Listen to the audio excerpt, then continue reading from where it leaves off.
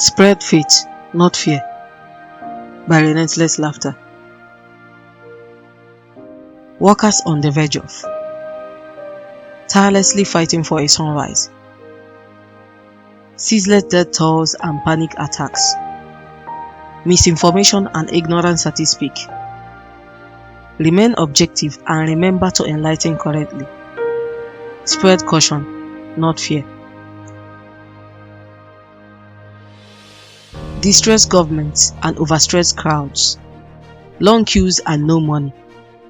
You'd better find a quick solution or else.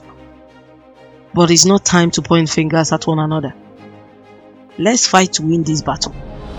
For in unity, we will make it. Stay at home and hope in the best. Bear in mind that your daily action is a significant contributing factor to the world's fate.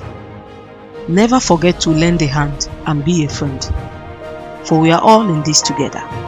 Let your humanity evolve. Read the scriptures, but keep the law. Few days of sacrifice and hopefully we are free. Discourage the spread and let the people live. Encourage in personal prayer and let the nations heal. Spread faith, not fear.